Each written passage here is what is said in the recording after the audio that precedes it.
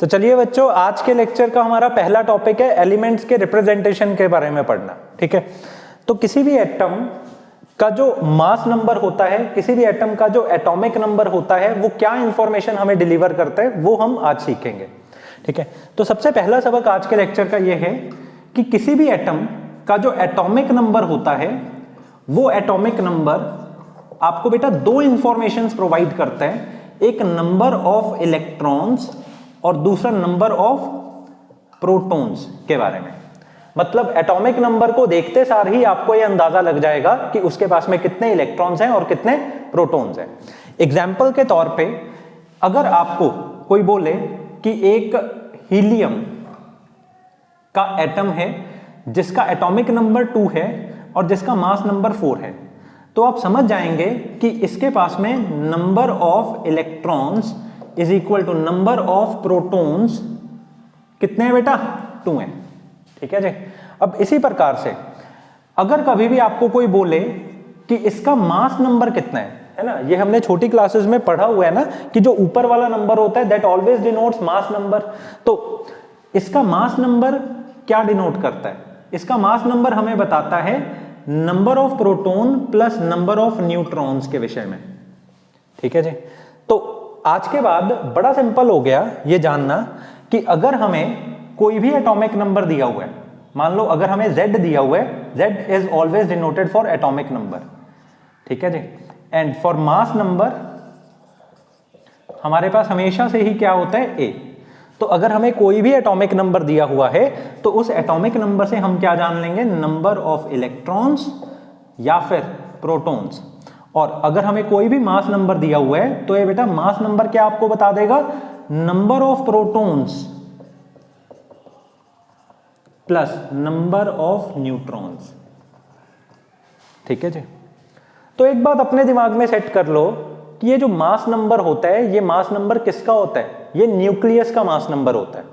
I mean to से कि अगर कोई भी हमारे पास में एटम है, उसके अंदर जो न्यूक्लियस है, उसके न्यूक्लियस के अंदर कितने प्रोटॉन्स पड़े हैं और कितने न्यूट्रॉन्स पड़े हैं। ठीक है, इसकी जानकारी हमें कौन दे देता है? मास नंबर दे देता है। बहुत सारे बच्चों को इस चीज में कंफ्यूजन होती है, वो ऐसा समझते हैं कि मास नंबर जो है ना वो मास बता रहा है एटम का या एलिमेंट का। भाई गलत है। मास नंबर कभी मास नहीं बताता। वो किलोग्राम्स में थोड़े ना होता है जो वो मास बताएगा, या वो एटॉमिक मास यूनिट में थोड़े ना होता है। मास नंबर हमेशा आपको ये जानकारी देता है कि जिस चीज ने भार बनाकर रखा हुआ है न्यूक्लियस का, मतलब जिसका सारा का सारा भार है उस न्यूक्लियस के अंदर, वो कितने नंबर ऑफ एलिमेंट्स हैं। ठीक है जी।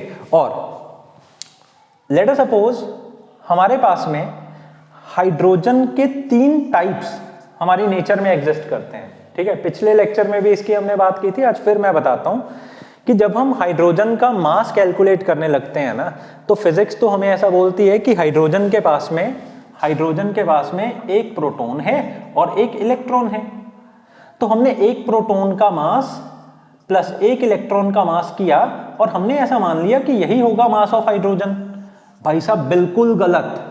जब नेचर में हम देखते हैं तो हमें 3 प्रकार के हाइड्रोजन प्राप्त होते हैं। एक हाइड्रोजन हमें मिलता है खुद, जिसको हम हाइड्रोजन ही बोलते हैं।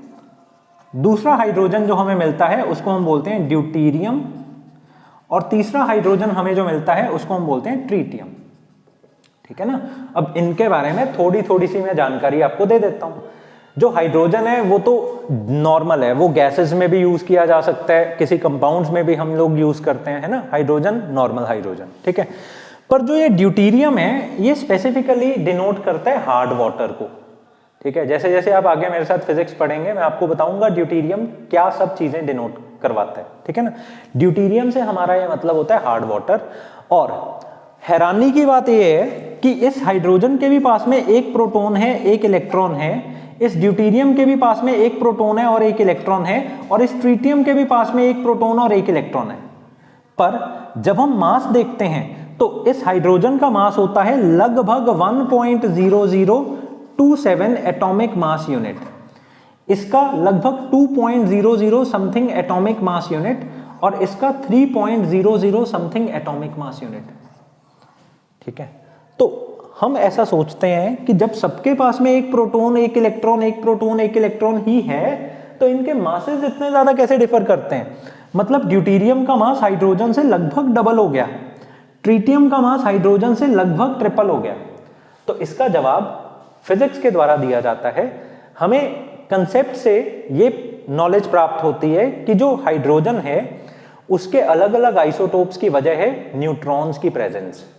ठीक है, जब हम ड्यूटेरियम की बात करते हैं, ड्यूटेरियम के अंदर 1 न्यूट्रॉन एक्स्ट्रा प्रेजेंट होता है, और जब हम ट्रिटियम की बात करते हैं, ट्रिटियम के अंदर 2 न्यूट्रॉन्स एक्स्ट्रा प्रेजेंट होते हैं।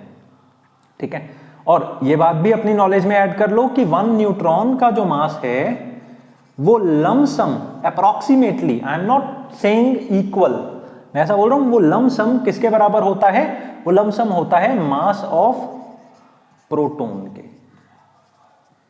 ठीक है जी, तो इसी वजह से हमने ये देखा कि एक तरह से इसके पास 2 प्रोटॉन जितने हो गए, क्योंकि एक न्यूट्रॉन भी तो एक प्रोटॉन के ही समान है ना, तो उसके पास 2 प्रोटॉन जितने हो गए, और इसके पास तो भाई साहब 3 प्रोटॉन जितने हो गए और एक इलेक्ट्रॉन अलग से, तो इसीलिए इसका मास क्या हो गया? डिफर हो गया। तो इलेक्ट्रॉन्स और प्रोटॉन्स की जानकारी के साथ में ये बहुत जरूरी है कि हमें न्यूट्रॉन्स की भी जानकारी हो। हमें पता होना चाहिए कि नंबर ऑफ न्यूट्रॉन्स किसी भी एलिमेंट में कितने प्रेजेंट है। ठीक है जी, ओके। तो अभी तक की मैंने आपको जो जानकारी दी वो ये दी कि एटॉमिक नंबर हमेशा किससे डिनोट होता है? Z से डिनोट होता है, और वो हमें क्या इंफॉर्मेशन प्रोवाइड करता है? नंबर ऑफ इलेक्ट्रॉन्स या नंबर ऑफ प्रोटॉन्स की इंफॉर्मेशन प्रोवाइड करता है। ठीक है जी, और अगर हम बात करें एटॉमिक मास नंबर की, एटॉमिक मास नंबर हमें हमेशा क्या बताता है? Number of protons plus number of neutrons, number of neutrons. ठीक है, एग्जाम्पल के तौर पे एक छोटा सा हम एलिमेंट डिस्कस कर लेते हैं। लेट अस सपोज हम बात करते हैं ऑरस की। ठीक है, ऑरस का बेटा एटॉमिक नंबर होता है 79 एंड इसका मास नंबर होता है 197। अगर आपको कोई बोले ये ऑरस, पहले तो है क्या? ये ऑरस गोल्ड का एक एलिमेंट है। ठीक है, इससे ही बेसिकली गोल्ड बनता है, हिंदी में इसको पारा बोलते हैं हम। ठीक है, तो ऑरस का एटॉमिक नंबर 97 है, दैट मींस इसके पास number of protons and number of electrons कितने हैं? 79 है। ठीक है, अगली बात, ऑरस का एटॉमिक मास नंबर 197 है, इसका मतलब यह है कि इसके पास number of protons plus number of neutrons कितने हैं? 197। तो ऑलरेडी आप एक बात जान चुके हो कि नंबर ऑफ प्रोटॉन्स तो 79 है, तो अगर मैं इसको इसकी प्लेस पर भर दूं तो हमारे पास नंबर ऑफ न्यूट्रॉन्स निकल सकते हैं। तो बेटा number of neutrons is always equal to 197 minus 79। जब आप इसको कैलकुलेट करेंगे ये लगभग आएगा 118। ठीक है ना, तो एक झटके में हमें पता लग सकता है कि किसी भी एलिमेंट का नंबर ऑफ न्यूट्रॉन कितना है। अब इन बातों में मैंने आपको एक बात बताई कि जो न्यूट्रॉन का मास नंबर होता है और जो प्रोटॉन का मास नंबर होता है, ठीक है, मतलब जो न्यूट्रॉन का एटॉमिक मास यूनिट में मास होता है और जो प्रोटॉन का एटॉमिक मास यूनिट में मास होता है, ये लगभग बराबर होता है। ठीक है, अब अगर आपसे कोई पूछे कि इन दोनों में से ज्यादा बड़ा कौन है, तो हमेशा याद रखना मास ऑफ न्यूट्रॉन हमेशा बड़ा होता है किसके कंपैरेटिवली? Mass of proton. अगर मैं आपको कैलकुलेशन पॉइंट ऑफ व्यू से बताऊं तो मास ऑफ न्यूट्रॉन होता है 1.00834 something like this, and mass of proton होता है 1.00727 समथिंग लाइक दिस। ठीक है ना, तो बेटा मास ऑफ न्यूट्रॉन और मास ऑफ प्रोटॉन में से बड़ा कौन है? मास ऑफ न्यूट्रॉन बड़ा है। अब इसका रीजन आपसे पूछा जाता है। आपको याद होगा इलेक्ट्रोस्टैटिक्स में मैंने आपको बताया था कि किसी भी बॉडी के ऊपर, किसी भी चीज के ऊपर प्लस चार्ज कब आता है? जब उससे माइनस चार्ज ले लिया जाता है। ठीक है ना, ध्यान रहे ये जो न्यूट्रॉन है इसका चार्ज कितना है? न्यूट्रॉन का चार्ज है 0, मतलब इसके पास कोई प्लस नहीं है और कोई इसके पास नेगेटिव नहीं है। पर अगर मैं प्रोटॉन की बात करूं तो प्रोटॉन के पास में किसी भी बॉडी में से मैं अगर नेगेटिव चार्ज निकाल लेता हूं तो वो प्लस हो जाता है। तो प्रोटॉन के पास में जो प्लस चार्ज है वो किधर से आया होता है? नेगेटिव चार्ज खोकर। तो बेटा किसने चार्ज लूज किया? प्रोटॉन ने चार्ज लूज किया ना, पॉजिटिव वाले ने चार्ज लूज किया, पर न्यूट्रॉन ने तो चार्ज नहीं ना लूज किया, तो इसलिए इसका मास ज्यादा होता है, लूज करने की वजह से उसका मास क्या हो जाता है, कम हो जाता है, ठीक है ना। So this is the reason due to which neutrons mass is greater than protons mass, ठीक है। तो अच्छे से आप सबको समझ में आ गया कि एटॉमिक नेम या एटॉमिक मास या एटॉमिक नंबर्स कि क्या क्या इंफॉर्मेशन होती हैं जो हमें प्राप्त होती हैं। अब अगली बात हम करते हैं 3 कैटेगरीज की जिनके अंदर एटम्स फॉल करते हैं, ठीक है। मतलब हमें हमारी नेचर में 3 कैटेगरीज के अंदर एटम्स मतलब मिलते हैं। सबसे पहली कैटेगरी है, कुछ ऐसे एटम्स होते हैं जिनके नंबर ऑफ प्रोटॉन्स तो सेम होते हैं पर जिनका मास नंबर डिफर करता है। आई मीन टू से जिनका एटॉमिक नंबर सेम होता है परंतु मास नंबर डिफरेंट होता है, इनको हम क्या बोलते हैं, आइसोटोप्स, ठीक है ना। ये 1 नंबर में पूछा जा सकता है सीबीएसई बोर्ड्स में। इसकी एग्जांपल है, हमारे पास में 3 आइसोटोप्स होते हैं, या फिर मतलब हर चीज के आइसोटोप्स ऑलमोस्ट प्रेजेंट ही हैं। तो एग्जांपल के तौर पे हम हाइड्रोजन की बात कर रहे हैं। हाइड्रोजन की अगर हम बात करें, इसके पास 1 एटॉमिक नंबर है और 1 मास नंबर है। पर अगर मैं हाइड्रोजन के ही दूसरे आइसोटोप की बात करूं, ड्यूटेरियम की, इसके पास में 1 एटॉमिक नंबर है परंतु मास नंबर इसका 2 हो गया। अगर मैं इसके ही तीसरे आइसोटोप की बात करूं, हाइड्रोजन के ही तीसरे आइसोटोप की, उसके पास में 1 एटॉमिक नंबर है परंतु मास नंबर 3 है। तो you can see atomic numbers तीनों के क्या है, सेम है। मास नंबर्स तीनों के क्या हो गए, डिफरेंट हो गए। क्यों डिफरेंट हो गए, क्योंकि मास नंबर क्या बताता है, न्यूक्लियस के अंदर कितने नंबर ऑफ चीजें पड़ी हुई हैं। अब क्योंकि ड्यूटेरियम और ट्रिटियम में न्यूट्रॉन्स की मात्रा बदल गई है, तो इसलिए न्यूक्लियस के अंदर जितनी नंबर ऑफ चीजें पड़ी हुई हैं वो इंक्रीज हो गई हैं, तो इसलिए उनका मास नंबर क्या हो गया, डिफर हो गया, ठीक है जी। अब अगली हम बात करते हैं आइसोबार्स की। आइसोबार्स ऐसे होते हैं जिनका मास नंबर सेम होता है परंतु एटॉमिक नंबर डिफरेंट होता है, ठीक है ना। तो mass number is same but atomic number is different. Example के तौर पे एक हीलियम का हमारे पास में आइसोटोप प्रेजेंट होता है जो होता है हीलियम 2-3। तो अगर आप डिक्लेयर करो यहां पे, तो ट्रिटियम के पास में भी एटॉमिक मास नंबर 3 है, हीलियम के पास में भी एटॉमिक मास नंबर 3 है, परंतु इनके एटॉमिक नंबर्स क्या हैं, डिफरेंट है, ठीक है जी। तो इन दोनों को हम क्या बोलेंगे, ये किसकी कैटेगरी में फॉल करते हैं, आइसोबार्स की कैटेगरी में फॉल करते हैं, ठीक है। अब अगली हम बात करते हैं आइसोटोन्स की।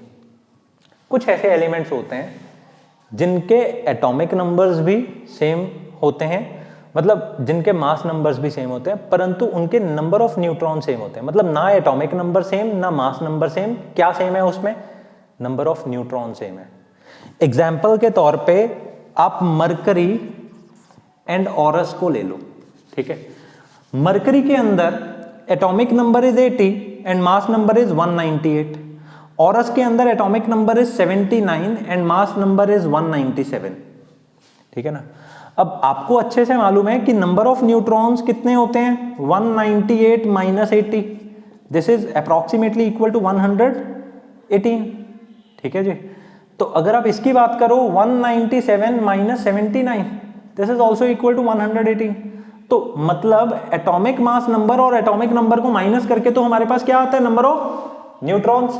तो मतलब नंबर ऑफ न्यूट्रॉन्स ऑरस और मरकरी इन दोनों के क्या है, सेम है, ठीक है। तो एक बार फिर मैं क्विकली रिवाइज करवा दूं, आइसोटोप्स क्या होते हैं, atomic numbers are same but mass numbers are different. Isobars क्या होते हैं, mass numbers are same but atomic numbers are different. Isotones क्या होते हैं, mass number can also change, atomic number can also change but number of neutrons are same, ठीक है जी। 2 discussions करने के बाद अब हम तीसरी चीज को डिस्कस करेंगे, that is about size of a nuclei, ठीक है। ये डिस्कशन एक बहुत इंपॉर्टेंट डिस्कशन है और इसके ऊपर क्वेश्चन हर सैंपल पेपर में पड़ा हुआ है, ठीक है जी। ओके, तो साइज ऑफ अ न्यूक्लियाई किस तरह से निकाल सकते हैं। सबसे पहले साइज ऑफ अ न्यूक्लियाई को निकालने की कोशिश की थी रदरफोर्ड ने। रदरफोर्ड ने न्यूक्लियाई के ऊपर बहुत सारे एक्सपेरिमेंट्स किए हैं। रदरफोर्ड के मुताबिक जो न्यूक्लियस का साइज होता है वो डिपेंड करता है उसके अंदर कितनी चीजें पड़ी हुई हैं इसके ऊपर। तो एग्जाम्पल के ही आप तौर पे ले लो, अगर हम हाइड्रोजन की बात करें तो हाइड्रोजन के न्यूक्लियस के अंदर एक चीज पड़ी हुई है, और अगर आप बात करो औरस की, तो बेटा औरस के न्यूक्लियस के अंदर कितनी चीजें पड़ी हुई हैं? 197। तो एक चीज और 197 चीजों में फर्क तो है ना। तो इसी तरह से जब नंबर ऑफ चीजें न्यूक्लियस के अंदर ज्यादा हो जाते हैं, मतलब जब एटॉमिक मास नंबर ज्यादा हो जाता है, तो न्यूक्लियस का साइज भी क्या हो जाता है? इंक्रीज हो जाता है। ठीक है ना। Rutherford was the first one जिसने हमें ऐसा बताया कि कौन से वाले फैक्टर्स के ऊपर न्यूक्लियस का साइज, मतलब किसी भी एटम का सबसे छोटा पार्ट है न्यूक्लियस, न्यूक्लियस का साइज कौन से वाले फैक्टर से इफेक्ट होता है। तो उनकी एक ही बात थी कि न्यूक्लियस का साइज इफेक्ट होता है उसके मास नंबर के ऊपर। ठीक है जी। तो रदरफोर्ड ने न्यूक्लियस के साइज का थोड़ा आइडिया लेने के लिए एक एक्सपेरिमेंट भी किया था। उन्होंने अल्फा पार्टिकल को स्ट्राइक करवाया था न्यूक्लियस के ऊपर। ठीक है ना। जनरली उन्होंने गोल्ड फॉइल लिया था, उस गोल्ड फॉइल के ऊपर उन्होंने अल्फा पार्टिकल समझते हो ना, जिनके पास में 2 प्रोटॉन्स होते हैं, उन्होंने अल्फा पार्टिकल्स की टक्कर करवाई थी। तो उन्होंने ऐसा देखा कि जो अल्फा पार्टिकल्स हैं, क्योंकि वो पॉजिटिवली चार्ज हैं, और जो न्यूक्लियस है ये भी क्या होता है? पॉजिटिवली चार्ज होता है। जब इतनी ज्यादा एनर्जी 5.5 मिलियन इलेक्ट्रॉन वोल्ट की एनर्जी से इस अल्फा पार्टिकल को हम लोग स्ट्राइक करवाते हैं न्यूक्लियस के साथ में, तो वो न्यूक्लियस के बहुत करीब जाता है। पर इतना करीब जाने के बाद देखो न्यूक्लियस उसके ऊपर कंसेक्यूटिवली पॉजिटिव रिपल्सिव फोर्स लगाई जा रहा है। ठीक है ना। तो न्यूक्लियस उसके ऊपर पॉजिटिव फोर्स मतलब रिपल्सिव फोर्स लगाई जा रहा है, तो इतना करीब जाकर एटम के अंदर, इतना करीब जाकर ये अल्फा पार्टिकल वापस हो जाता है। तो रदरफोर्ड ने एक बारी दो बारी नहीं, कम से कम 10,000 बारी इस अल्फा पार्टिकल को स्ट्राइक करवाया और रीडिंग्स को नोट किया। तो जितना सबसे ज्यादा क्लोजेस्ट अप्रोच इस न्यूक्लियस के द्वारा दिखाई गई, उसकी रीडिंग को उन्होंने माना और वो प्रिडिक्ट करके उन्होंने दिया कि ये है साइज ऑफ द न्यूक्लियाई। ठीक है जी। ओके। तो जब अल्फा पार्टिकल को नजदीक लाया जाता है न्यूक्लियस के, तो जनरली ये जो न्यूक्लियस है ये गोल्ड फॉइल का न्यूक्लियस लिया गया है। जब अल्फा पार्टिकल को नजदीक लाया जाता है इतनी ज्यादा एनर्जी से एक्सेलरेट करवाकर, तो वो इतना नजदीक जाता है, और जितना वो हद से हद नजदीक जाता है उस डिस्टेंस को हम बोलते हैं डिस्टेंस ऑफ क्लोजेस्ट अप्रोच। हो सकता है कि ये डेफिनेशन आपसे पूछ लें। ठीक है ना। तो डेफिनेशन के अंदर आप सिंपल वर्ड्स में लिखेंगे, while performing alpha scattering experiment the distance of the closest approach attend by the alpha particle towards the nucleus denotes distance of closest approach. ठीक है जी। अब अगली बात, तो रदरफोर्ड की बात एकदम साफ थी। उनके मुताबिक जो रेडियस होता है न्यूक्लियस का वो उतना ही बड़ा हो जाता है जितना मास नंबर बड़ा हो जाता है। ठीक है जी। उन्होंने हमें ऐसा बताया कि जब ये डायरेक्टली प्रोपोर्शनल का साइन हटाया जाता है तो इक्वल टू लगता है, और इसके साथ में क्या लग जाता है? Or not. अब आपको पता है ये आर नॉट एक कांस्टेंट है, और फिजिक्स के अंदर शुरू से लेकर मतलब फ्रॉम द स्टार्टिंग ऑफ +1 हम एक ही चीज मानकर आते हैं कि जब भी डायरेक्टली प्रोपोर्शनल को हटाकर हम कोई कांस्टेंट लगाते हैं ना, तो वो कांस्टेंट हमेशा कोफिशिएंट कहलाता है। मतलब वो कम से कम वैल्यू जो आर की हो सकती है वो आर नॉट के द्वारा रिप्रेजेंट की जाती है। ठीक है। ओके। तो आर नॉट क्या है? छोटा से छोटा डिस्टेंस जो हो सकता है। ठीक है। ओके। तो रदरफोर्ड ने ऐसा बोला कि ये जो कांस्टेंट है ना आर नॉट, अगर हम कोई ऐसा न्यूक्लियस लें जिसका मास नंबर हो 1, तो उसका रेडियस हमेशा किसके बराबर होगा? आर नॉट के बराबर होगा। अब आप खुद समझदार हो कि मास नंबर 1 किसका होता है? हाइड्रोजन का। ठीक है ना। तो अगर हाइड्रोजन के सैंपल को हम डिक्लेयर करें तो उसका रेडियस किसके बराबर होगा? आर नॉट के बराबर होगा। और यदि बेटा उसका रेडियस आर नॉट के बराबर होगा तो उसकी वैल्यू हमने कैलकुलेट की, that is approximately equal to 1.2 into 10⁻⁻15 metre. तो मतलब किसी भी हाइड्रोजन एटम के न्यूक्लियस का रेडियस कितना होता है? 1.2 इंटू 10⁻⁻15। यू कैन इमेजिन कि जीरोस किस हद तक नेगेटिवली हमें लगानी पड़ेंगी। मतलब 0.0000 मतलब 10 raise to power -19, 10 raise to power -15 इस ऑर्डर का छोटा रेडियस हमें मिला। किसका मिला? हाइड्रोजन का। ठीक है जी। तो भाई साहब ये बात तो क्लियर है कि R0 बताता है वो छोटे से छोटे एटम का रेडियस। क्यों वो छोटे से छोटे का बताता है? क्योंकि डायरेक्टली प्रोपोर्शनल हटाकर हम जो भी चीज लगाते हैं वो हमेशा छोटी से छोटी होती है। ठीक है ना? ओके। अब बाद में एक्सपेरिमेंट्स करके या कैलकुलेटिवली इसको ठीक करने के लिए हमें पता लगा कि ये जो रेडियस का फॉर्मूला है ना, जो न्यूक्लियस का रेडियस बताया जा रहा है रदरफोर्ड के द्वारा, उसमें R0 के साथ में जो A लगा हुआ है उसकी पावर क्या होनी चाहिए? 1/3 होनी चाहिए। ठीक है ना? और ये जो बात है इसकी जस्टिफिकेशन बहुत बारी पेपर में आई हुई है। ठीक है, यही मेन चीज है जो सारे सैंपल पेपर्स में प्रेजेंट है, जो मैंने आपको अभी अभी बोला था। ठीक है, अभी हम इसको जस्टिफाई करेंगे कि A की पावर में 1/3 क्यों आया है, मतलब R की value R0 A raised to power 1/3 किधर से आती है। ठीक है जी। ओके, तो टेक अ मिनट और इसको नोट कर लो, उसके बाद हम इसकी डिस्कशन करते हैं।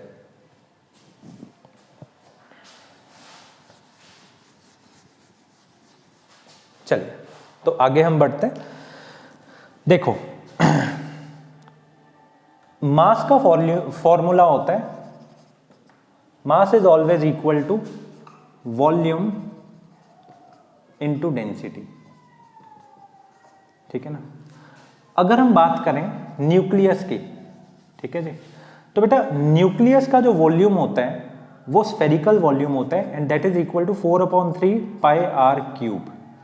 और न्यूक्लियस के अंदर, क्योंकि न्यूक्लियस का साइज तो बहुत स्मॉल है, ये हमने अभी अभी देख लिया कितना स्मॉल है, 10 रेज़ टू पावर -15 के ऑर्डर का वो स्मॉल है। तो इतना स्मॉल है और उसके अंदर इतनी ज्यादा चीजें भरी हुई हैं। ठीक है, तो इसी कारण से उसकी डेंसिटी क्या होती है? बहुत हाई होती है। अभी मैं आपको 1 मिनट में बताऊंगा इसकी डेंसिटी कितनी होती है। ठीक है, तो mass is equal to volume into density. तो वॉल्यूम का फॉर्मूला हमने लगा दिया स्फीयर वाला 4/3 pi r cube into density, इस तरह से। अब हमें बेसिकली निकालना क्या है? डिस्टेंस ना, हमें बेसिकली साइज निकालना है उसका। ठीक है, तो मास को मैंने डिनोट कर दिया A से, क्योंकि हम एटम्स के हमेशा मास नंबर को A से ही डिनोट करते हैं। और ये 3 चले गया ऊपर और 4 पाई आ गया नीचे एंड डेंसिटी भी आ गई नीचे and here we have got r cube. I hope so आप सबको समझ में आ गया।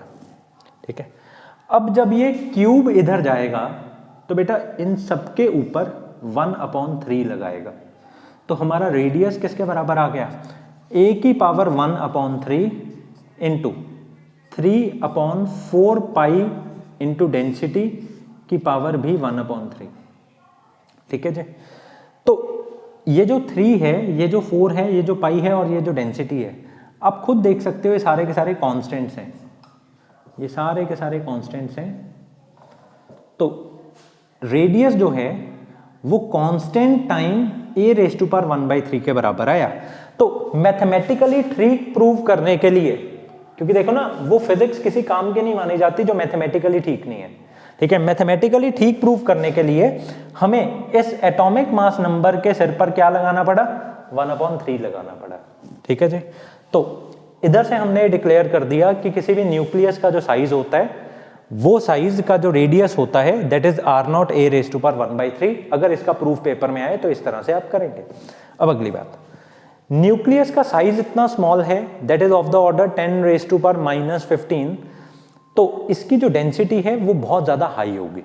ठीक है, तो उसकी डेंसिटी कितनी होती है न्यूक्लियस की? 2.3 into 10 raise to power 17 kg metre inverse cube. मतलब इतने ज्यादा नंबर ऑफ एलिमेंट्स प्रेजेंट होते हैं 1 unit volume of the nuclei में। ठीक है, तो 10 रेज़ टू पावर 17 टाइम्स इतनी ज्यादा हाई डेंसिटी का न्यूक्लियस होता है। ओके, आज की क्लास में हमने मास numbers, atomic masses and size of the nucleus की प्रॉपरली डिस्कशन कर ली। इसके ऊपर सवाल बहुत ज्यादा आते हैं। अगली क्लास में हम बाइंडिंग एनर्जी पढ़ेंगे। Okay, thank you so much.